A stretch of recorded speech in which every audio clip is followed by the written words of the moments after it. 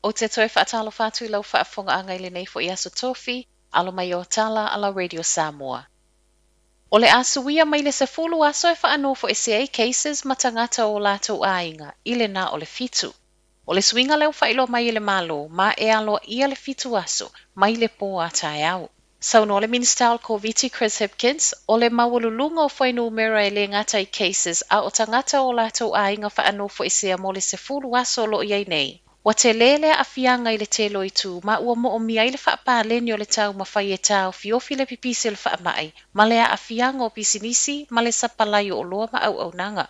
Ta ua Hipkins, o le tala lata mai fautuanga le soifua maloloina, o le wasau I lalo le malose o le pipisi o le Omicron, ma o le umilava o le fitu aso. O tangata fo I o ainga na mua mawe le whaamai, e le mo o mia le toe tau whaano fo SCA ma tangata o lona ainga muli maua.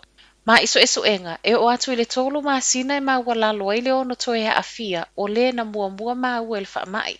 I lalo tu la fono fo o le asuia mai ai I le fitu aso, o le amo o mia pele whai o siaki rapid antigen test o tangata o le ainga o le case whaamaonia. Ma e tatau leo na whai I le aso lona tolu, ma le aso lona fitu. Ai mo I lato e uma le fitu aso whaano fo SCA o le asuia I ai, ai olo o maua pea I aunga, e fautuaina le nofo pe I le fale se ia malo si ato atoa.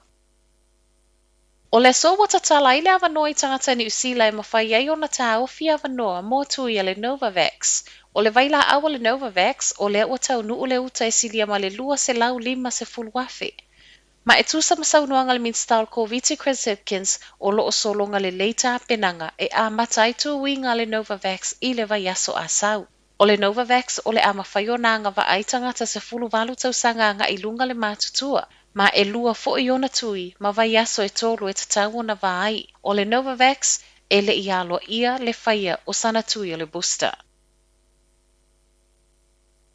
O le wale ai Wellingtone, wanga I ese kala I stete, a o lewa a matane Dunedin.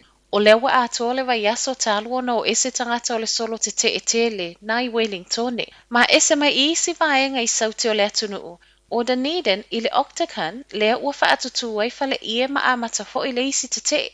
Fa iloa le Minister Covid Chris Hipkins ananafi. E na te le o iloa le lei, po o le ale mau o lo o tau mawhai I lato nei e mamuli mai, pau o lea.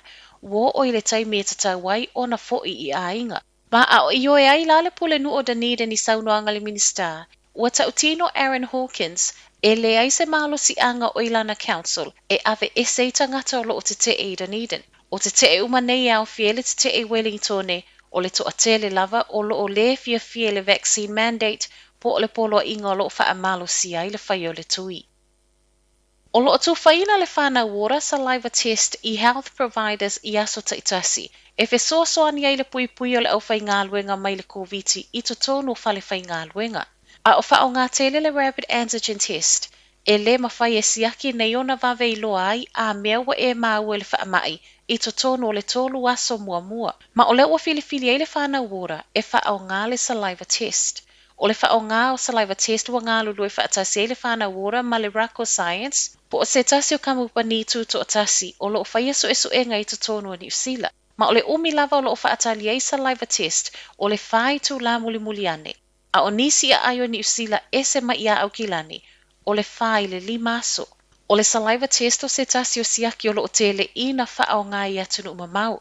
Ma ua tapena le whana wora e whaasoa atu I health providers e valus fuluma le tolu ma na community. Ono masina taluai, na una I ai le vaenga fau le COVID le matanga luenga le soifua malo loina le malo. Ia fe soota I ma ilato nei o lo o ngā lulue I tua le community, a o mo o mia I le whai o siaki ma whai o na fetu unai, fa apea le whaaufi mai o la lato saliva ma le rapid antigen test, lea ua whai lava si te le ngese.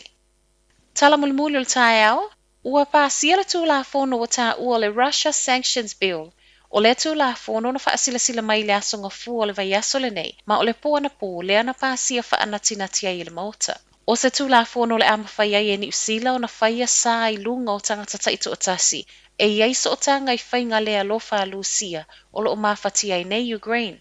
I totonu le mautana po, e le ai se pāti e le I oe I le pāsi o lea pili, I se taimi vave, ma o le vai aso fou lea e fuafua e tatau, o nalo I ai sa ua whaia nei e ni usila, e le toe anga va ailu sia I nisi o au nanga, ma fe whaatawa inga e a afia ai ni usila.